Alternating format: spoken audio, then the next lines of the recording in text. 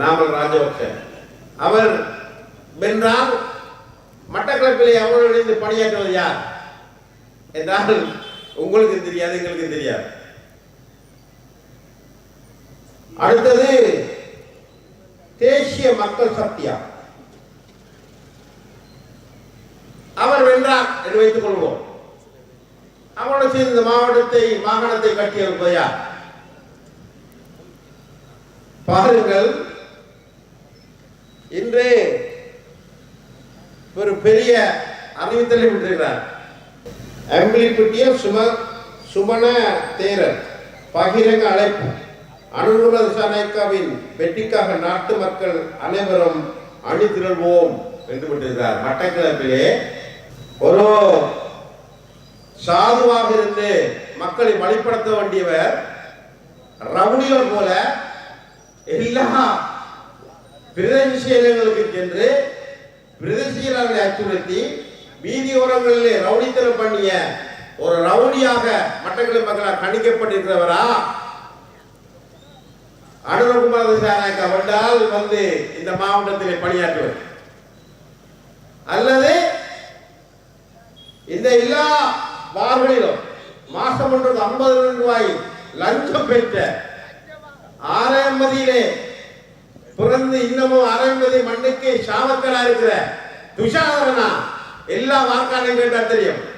லஞ்ச ஊழலை ஒழிக்க போறோம் என்று அவருடைய வீட்டிலே வந்து கந்து நட்டி உள்ளாடை நீந்தவர் வந்து கூட்டம் வைத்திருக்கிறார். அவரா இந்த மாவட்டத்துக்கு பணியாற்றுவது, அல்லது இன்னும் ஒருவரை பார்த்தேன், படித்த மேதாவி என்று சொல்லுகிற ஒருவரை பார்த்தேன். யுத்தம் முடிந்த கையோடு உலக வங்கி திட்டத்திலே கிழக்கு மாகாணம், முக்கியமாக இந்த மாகாணம் முயற்சி பெற வேண்டுமாக இருந்தால் விவசாயத்துறை மேம்பட வேண்டும். விவசாயத்துறை மேம்பட வேண்டும் என்றால் தொழில்நுட்பத்தோடு விஞ்ஞானம் பூத்தப்பட வேண்டும் என்ற அடிப்படையிலே கிழக்கு பல்கலைக்கழகத்திற்கு மண்ணெல்லாம் எங்களுடைய மண்ணை செக் பண்ணி அதில் என்னென்ன சேர்க்கப்பட வேண்டும், யூரியா சேர்க்கப்பட வேண்டுமா, உப்பு சேர்க்கப்பட வேண்டுமா, மாற்றம் சேர்க்கப்பட வேண்டுமா, அல்லது எந்த பயிர் செய்ய வேண்டும் செய்யக்கூடாது என்பதற்காக ஒரு உலக வங்கி திட்டத்திலே மண்ணை பரிசிப்பதற்கான ஒரு மெஷினரியும் வாகனமும் வாங்கப்பட்டிருந்தது. அப்பொழுதோ நான் முதலமைச்சராக இருந்தேன். கோழி குஞ்சுகளும் வெளி மாவட்டத்தில் இருந்து வருகிறது. ஏன் அப்பா இதில் நாங்கள் பயிற்சி கொடுக்க முடியாது, ஏன் நாம யூரியா ஒரு அந்த 2 என்று பார்ப்போம் என்று தீர்வு தேடி நான் கிழக்கில் இருக்கின்றேன். நான் என்னுடைய புத்தகத்தில் எழுதியிருக்கிறேன். பாய்த்தவனுக்கு தெரியும், ஐயா படித்திருப்பார். அங்கு ஒரு வந்தார் சிரித்துக் கொண்டு, நான் தான் வீசி என்று வந்தார். உயர் பதவியிலே இருந்தவர் அந்த மண்ணை செக் பண்ற வாகனம் கிராமங்களுக்கு பிராந்தியங்களுக்கு என்ற வாகனம் காத்து போயிருந்தது ஒற்றை அடிக்கு. கோழி குஞ்சுகளை பொறிக்கிற இயந்திரம் அப்படியே தூசி பிடித்து ஒற்றையிலே கிடந்தது. அதற்காக வாங்கப்பட்ட பேரண்ட்ஸ், உங்களுக்கு தெரியும், எல்லா முட்டைகளிலும் இருந்து குஞ்சுகளை பிரிக்க முடியாது.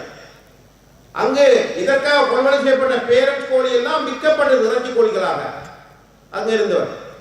அதை பரிமாணம் செய்த அந்த அதிகாரி முகநூலிலே போடுகிறார் என்னவென்று நான் அதை சொல்லவில்லை. இப்படியானவர்கள் தானா வந்து இங்கு ஆட்சி செலுத்த போறார்கள் அல்லது மக்களுக்கு விடுதலை பெற்றுக் கொடுக்க போறார்கள் என்று மக்கள் சிந்தியுங்கள். ஆகையால் இவர்களுக்கு அளிக்கப்பட ஒவ்வொரு வாக்கும் அநியாயம் என்பது இங்கு சொல்லி வைக்க விரும்புகிறேன். அடுத்தது சஜித் பிரேமதாசா. இவருக்கு இந்த தமிழரசு கட்சியிலே, எங்களுக்கு தமிழரசு கட்சி, தமிழர் விடுதலை கூட்டணி அல்லது கஜேந்திர மாவட்டம் பல விமர்சனங்கள் இருக்கிறது. இருந்தாலும் முக்கியமாக தமிழரசு கட்சியிலே நேர்மையாக பொட்டி மாத்தாமல் மக்களுக்கு நேர்மையான விஷயங்களை சொல்ல தந்தை செல்வா அமிர்தலிங்கம் போன்றவரை யாரும் மறக்க முடியாது. இந்த அந்த பலிகளிலே வந்த யுத்தம் முடிந்த பின்னர் வந்து சம்பந்தனையாவும் தயவால் கட்சிக்குள்ளே வந்த சுமந்திரன் அவர்கள் சொல்றார், வவுனியாவிலே கூட்டத்தை நடத்திவிட்டு நாங்கள் சஜித் பிரேமதாசை ஆதரிப்போம். ஏனென்றால் அவருடைய தேர்தல் விஞ்ஞாபனத்திலே கடந்த காலங்களோடு ஒப்பிட்டு பார்க்கிற பொழுது உறுதியான தமிழருக்கு அதிகாரம் போயிருக்கலாம் என்று சொல்லுகிறார். அப்படி என்றால் இணைந்த வடகிழக்கிலே சமஷ்டி அடிப்படையில் நடத்திடுவார். அதை உங்களுடைய முகாமுக்களே சஜித் பிரேமதாஸ் அவர் ஒன்றாக பயணித்து கூவித்திருக்கிற ஹக்கிம் அதை ஏற்றுக்கொண்டாரா? அப்படி இல்லை என்றால் நீங்கள் எல்லோரும் ஒரு டீலுக்கு வந்தீர்களா அல்லது ஏதோ ஒரு சக்தி உங்களை வழிநடத்துகிறதா என்பதற்கு பதிலை சுமந்திரன் அவர்களா சொல்ல வேண்டும். அதற்காகத்தான் சொன்னேன், அவர் எதையும் நேர்மையாக சொல்வது கிடையாது. இங்கே பரன் அவளை பற்றி அதிகமாக பேசிவிட்டார். அவரோட இணையனாக இங்கு இருக்கிறார். அவருக்கு என்ன புத்தி வந்தது தெரியாது. வேறுத்து முடியும் போய்த்து எங்களோடு ஒரு 2012ஆம் ஆண்டு வந்து வீடிலே இருந்தார். பின்னர் கொஞ்ச காலம் காணாமல் போனார். அப்புறம் அப்படியே தமிழ் தேசிய கூட்டமைப்பில் இருந்தார், எம்பி ஆயினார். 2030ஆம் ஆண்டு அப்படி கொண்டு வருவோம் என்று சொன்னார் மட்டக்களப்பு மாவட்டத்தை. பிறகு விக்ரம் சிங் பேசினார். பிறகு நாள் ஜனாதிபதி செயலகத்தின் செயலாளர் சொன்னார், மந்திரித்துமா அப்பே சாணக்கிய மந்திரித்துமாட்ட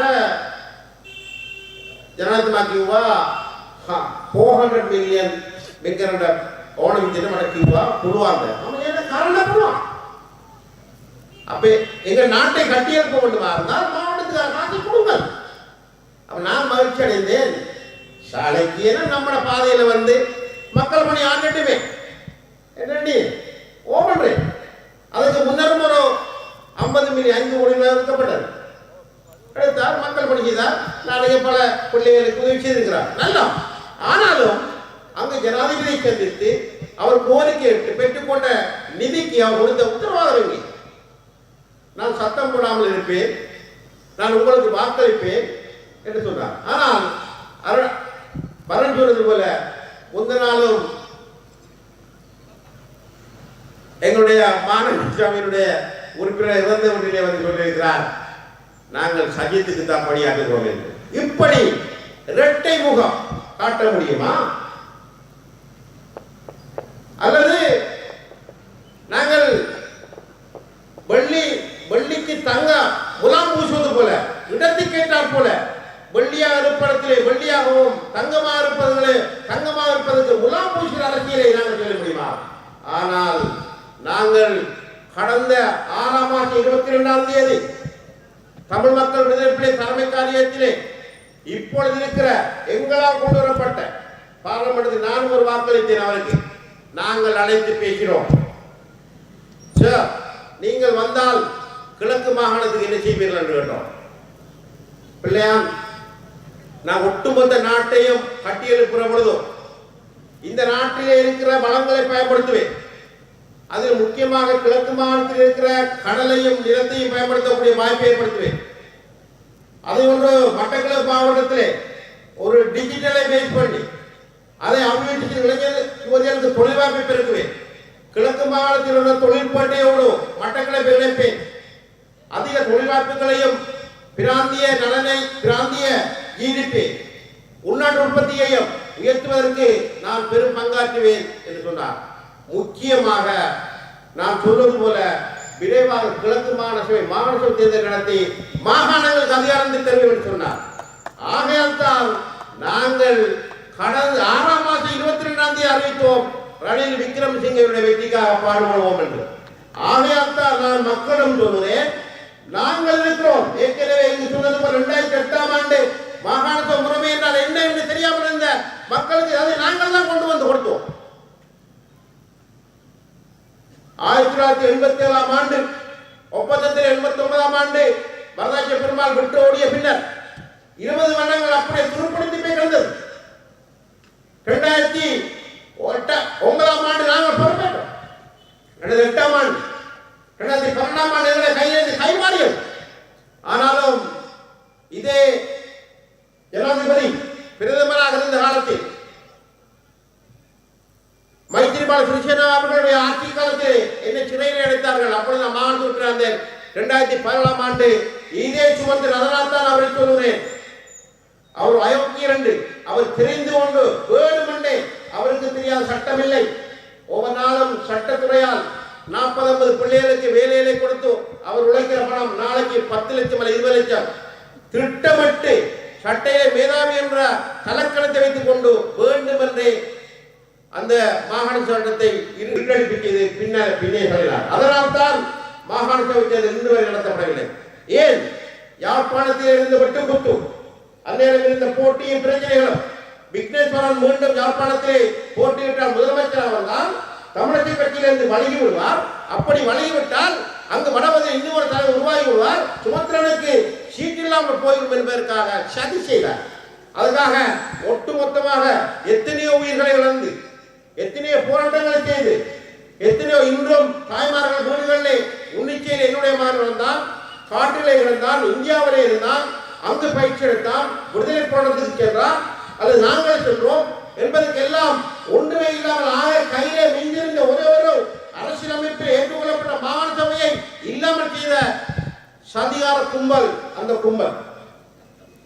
ஆகையால் இவர்கள் எல்லாம் சஜித்தோடு இருக்கிற பொழுதோ நாங்கள் உறுதியாக சொல்கிறோம், கிழக்கு மாகாணத்துக்கு இவர்களுடைய பேச்சு சரிவராது, சரிவர போவதும் கிடையாது.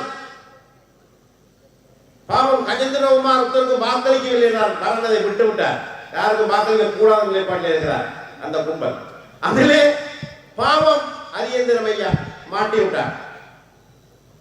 அதிலும் இந்த தேர்தல் முடிந்து 22ஆம் தேதி சொல்வார்கள், நாங்கள் சங்க சின்னத்திலே ஒரு நல்ல நோக்கத்தோடு ஒரு மட்டக்களப்பாறை போட்டோம், அவருடைய சேத்திரம் என்ன காரணமாக நாங்கள் தோற்று விட்டோம் என்று செய்தி வரும். கடைசியிலே வெல்ல போவதே வெளிநாடுகளில் இருந்து பணம் வாங்கி பொக்கெட்டுக்குள்ளே போட்டவர்களும், அதிலே கொஞ்சத்தை எடுத்து 2 பேங்க் விட்டு 2 பிள்ளைகள் பிளண்டி வாங்கி முட்டதான் மிச்சம். சில நேரம் அவரை வயசுக்கு நடந்து கலஞ்சி அவர் சுகர் ஹாஸ்பிட்டலுக்கு போகலாம். ஒன்றுமே இல்லாமல் சைவரில் நிற்க போகிறது.